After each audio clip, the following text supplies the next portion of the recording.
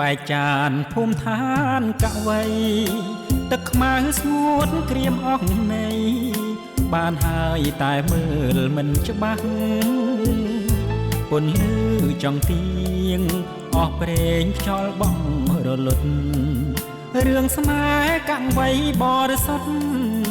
បញ្ចប់ក្នុងអាកំបាំង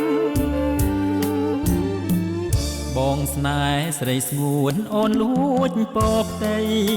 គេដឹងរួចបងខំស្រីឲ្យអូនប្រឡ័យបុតភ្ងី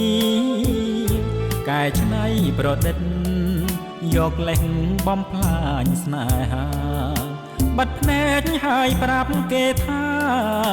ជីវ៉ាអូននៅក្រមុំទឹកខ្មៅមិនដិត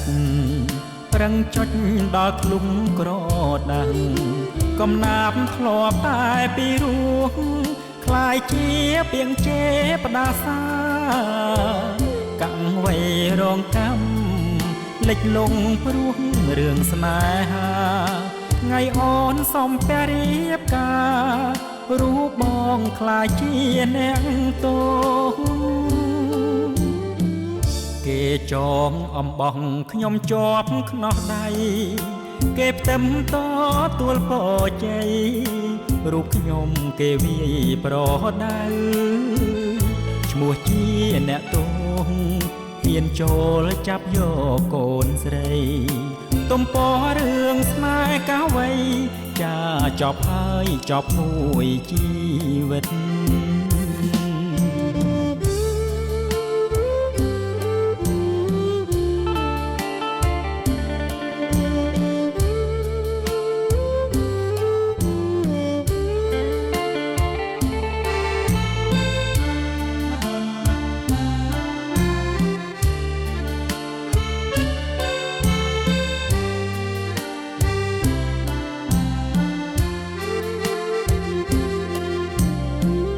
គេចងអំបោះខ្ញុំជាប់ខ្នោះដៃ